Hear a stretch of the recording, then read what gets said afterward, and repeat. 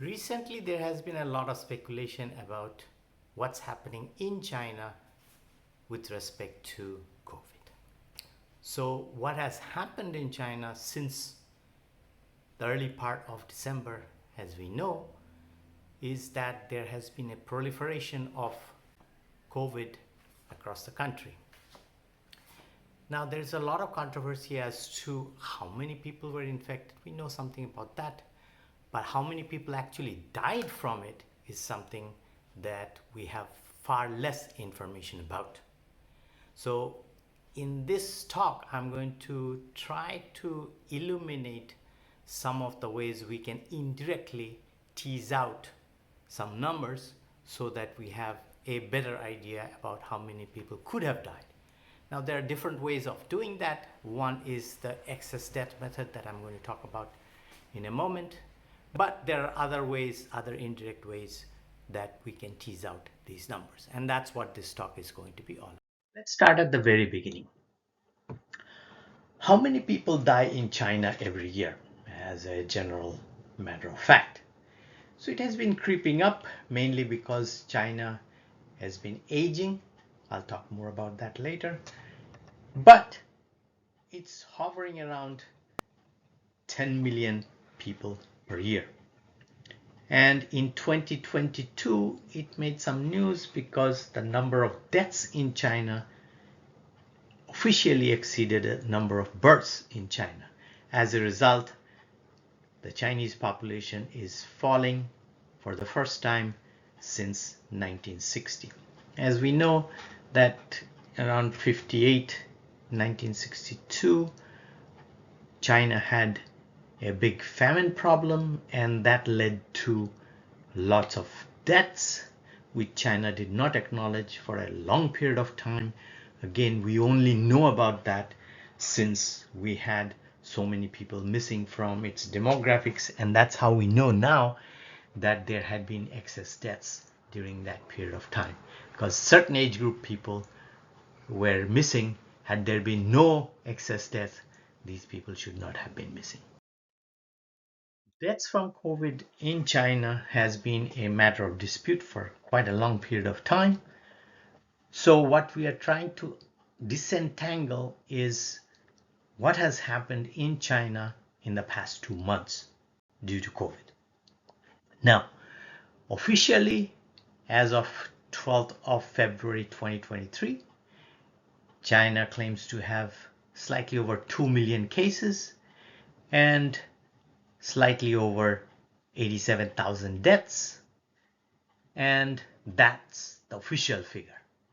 However, there has been a suspicion for a long time that China is not telling the whole truth. Let us suppose that we take the number that has been proposed by the governor of Henan province seriously, namely 90% of the people have been infected this time around. If we can generalize, and that's a big if, to all the other provinces as well, then given that China has 1.4 billion people, we have over 1.2 billion people have been infected. Now the question is, how many of those people could have died during this round of infection? So that itself is a complicated question, because we are no longer looking at people who are naive to this virus. Their bodies are not naive to this virus, and there have been a lot of people who are not already vaccinated, and the fact that people who are above 65 are even less likely to be vaccinated.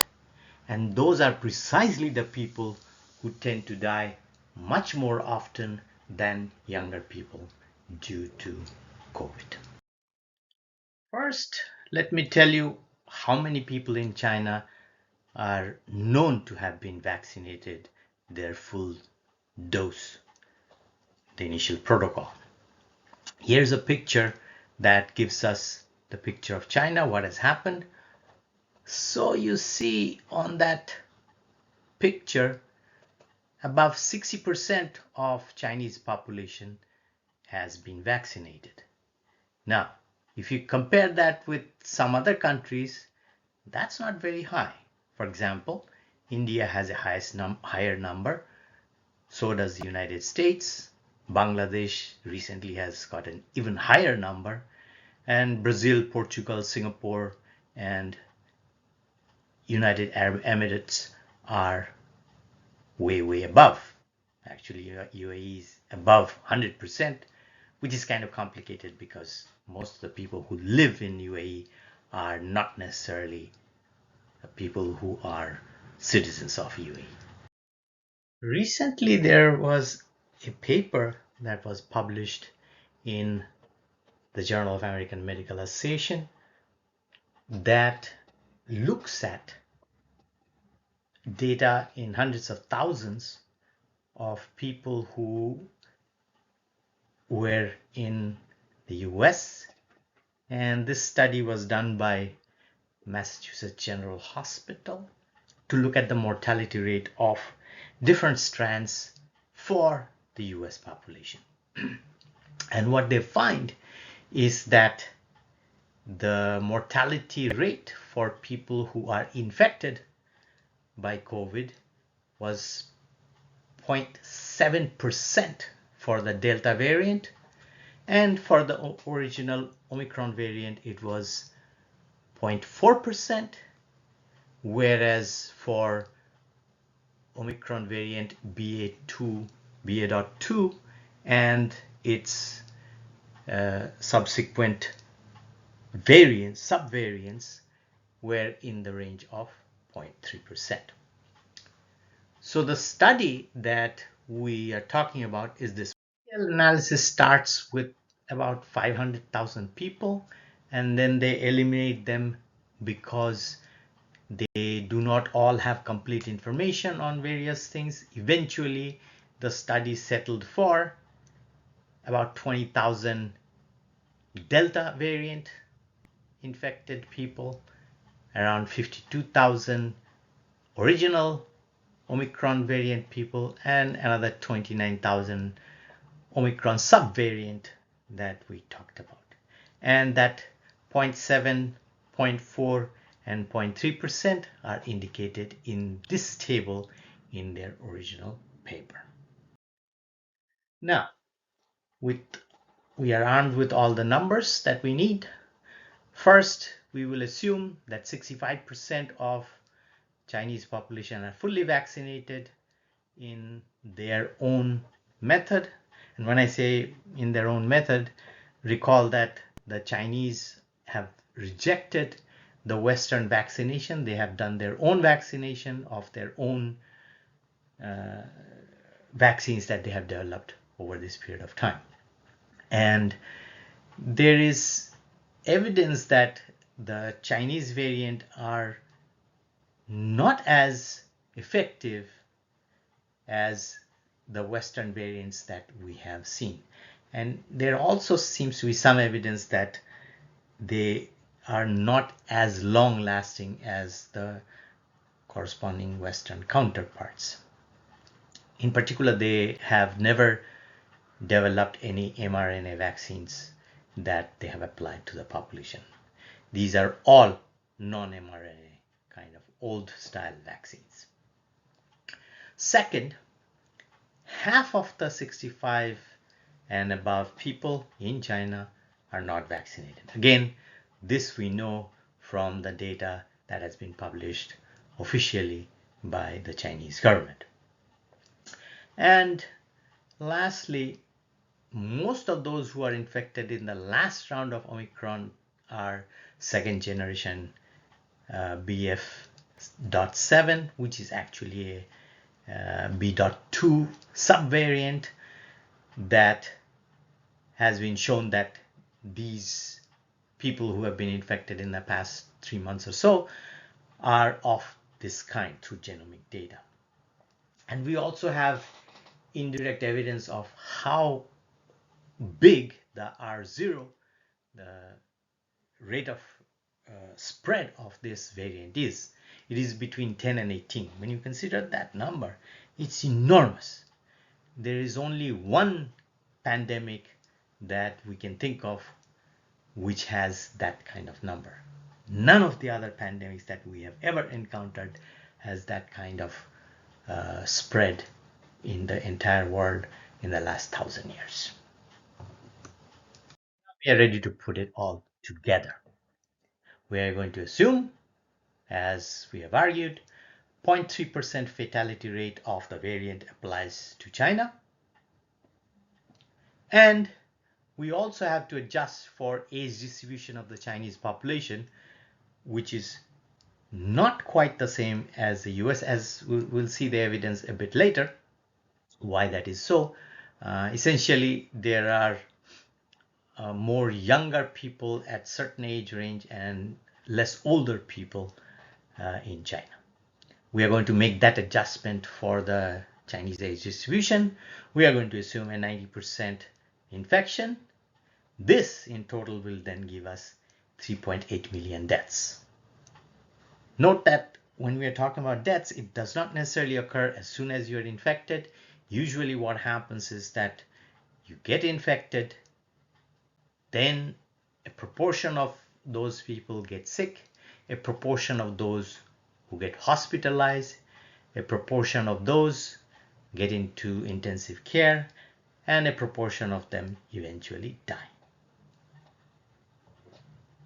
And China has been on the offensive on how the West is reacting to all these suspicions. So, for example, in the China Daily on the 10th of February 2023, the editorial read, "China is opening up and optimizing its COVID-19 measures, but 3 years on, the Western media's obsession with misrepresenting China's COVID situation isn't going away.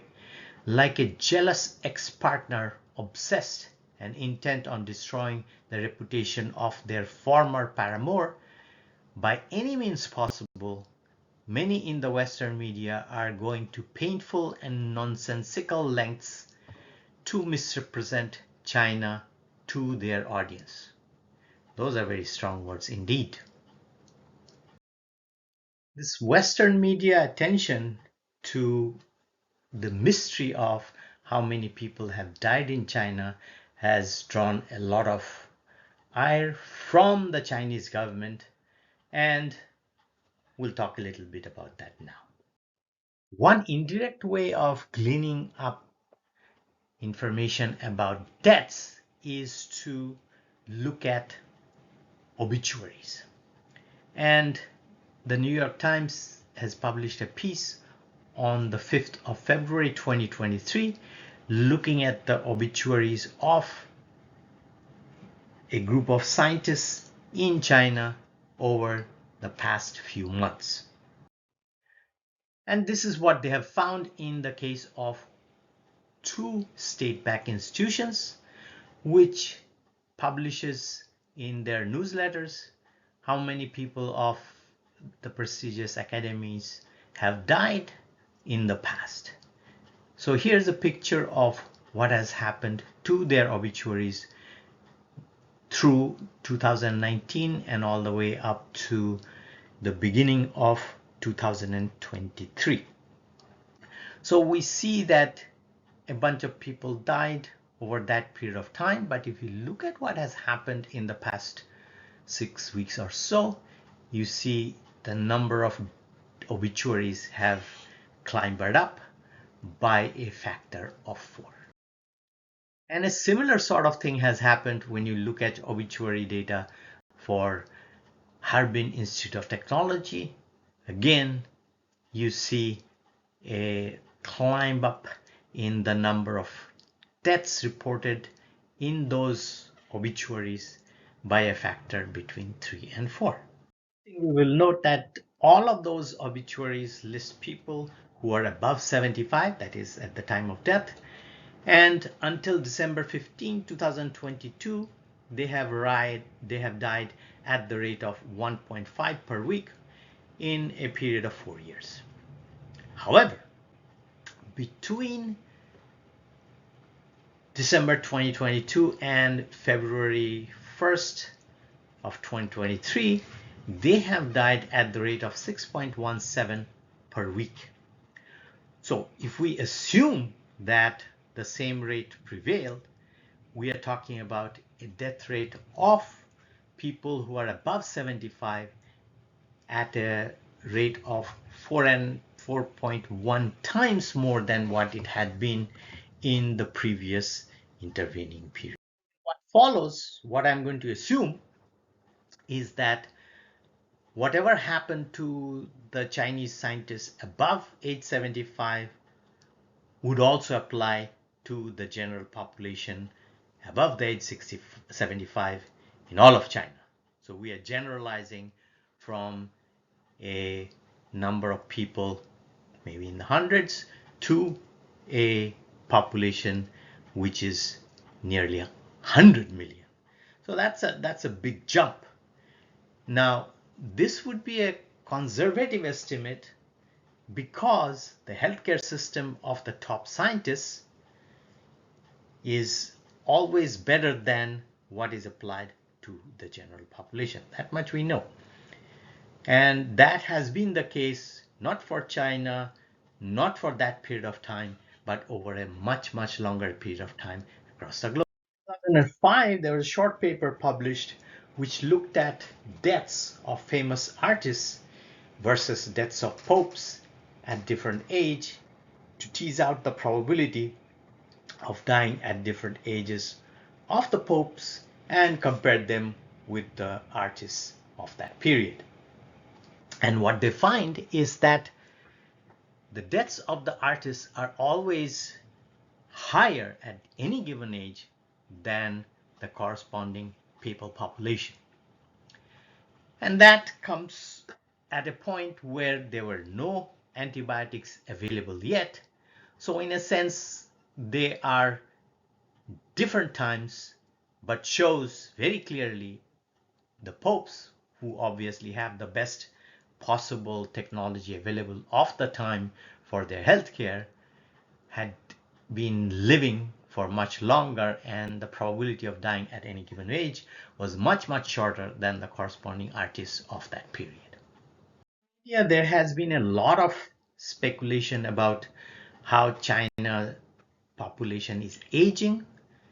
One of the headlines that came out a few years ago was to declare that the median age of China was in 2020 was 38.4, which was higher than the corresponding US figure, and therefore China has a lot more population, slightly more population aging happening in China than in the US. So sort of the implicit assumption from that was that the mortality table or life table must be very, very similar. However, if we really look at the nitty-gritty of Chinese mortality, they are very, very different from what you see in the US. So here is what the Chinese life table look like. On the horizontal axis, I have different ages. Notice that these are in categorical data because I have the very first box there saying less than 1 year, very last box there saying more than 85 years of age. The rest of it makes sense in that they are all 5-year intervals, whereas the first and the last ones are not. We observe in that period of age 5 and age 80 is that the growth of mortality is exponential. And therefore, when you take the log of those variables, you see a linear trend. And that sort of mortality trend is very, very common across all countries, across time. China is no exception. And this is one of the things that makes life easier for actuaries to calculate the rate of premium they need to charge for life insurance and so on and so forth. As I mentioned earlier, the median age of Chinese population is very, very similar to the median age of the population in the US. Now, does that mean that the mortality at all age group are very similar? The answer is no. And here's a proof of that. If you look at the mortality of the US for each age group and calculate the corresponding Chinese rates and take the ratio of the two, which is what I've done here. So the first thing I did was to look at the Chinese mortality rate of a given age and divide it by the US mortality rate of that age. And so you see that for younger ages, that is below the age of 15, the Chinese mortality rates are higher than that of the US. And again, when you go past age 65, the Chinese mortality rates are higher again. Whereas in between, the Chinese mortality is lower than that of the US at any given age in the age range of 15 and 65. Part of the reason is that the accidental deaths and shooting deaths in the US is much, much higher in that age range. And when I say accidental deaths in that age range, a lot of it comes from automobile accidents, and a lot of that comes from automobile accidents when the person is driving under influence. Back to the earlier observation about the deaths of people above 75. So recall that what I want to do is to see how many people are there above age 75 in China today. So if you look at the World Health Organization Life Table of China in 2019, the average age of those who are above 75 in China is around 80 years of age. Now at age 80, the probability of dying in China within 1 year is 0.0896. So the probability of dying in a week, recall that we have weekly data for those Chinese scientists, and that's why we want to convert this to weekly data. So weekly, the probability of dying at the age of 80 is 0.001723. And we note that there are 5% of Chinese population above age 75. In 2019, an estimate of Chinese population is 1,408,000,000. And 5% of that population is above 75. So that will give us the population above 75 to be 70.4 million.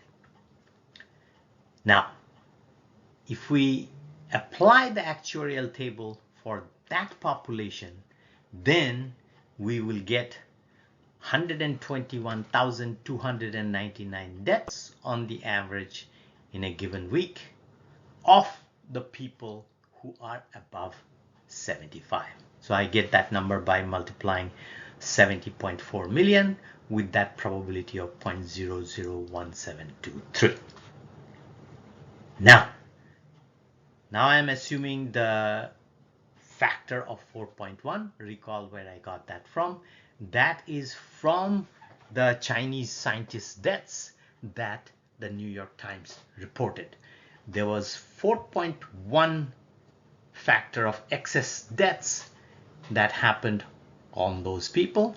If we apply that for the entire population of China, which is a big assumption, then it will tell us that in that period there would be 497,327 deaths per week for people who are above 75. So that's a slightly over fourfold increase in that number. So now if we look at these numbers in terms of excess deaths in a week for 75 plus in China, that is slightly over 376,000. So basically I'm looking at the excess death during that 1 week period. That will imply over the 6 weeks, I'm assuming 6 weeks of high intensity deaths happening in China in the beginning of 2023 and end of 2022. There would be close to 2 million people would have died over that 6-week period among 75 plus in China. Now, in countries where we have clean and concise data, say as in Australia, we know that about half of the deaths, total deaths from COVID, come from people who are above 75. Now, if we apply the same logic to China, then over that period of time interval of 6 weeks, China would have had 4 million excess deaths in that time window. Now, that number looks excessively large, but that's what excess death probabilities tell us what is happening in China. Whether that is true or not remains to be seen. We may not know it for quite some time, or we may never know it at all. Or we may know it after 60 years like we did with the famine death in the early part of 1960s in China. That remains to be seen.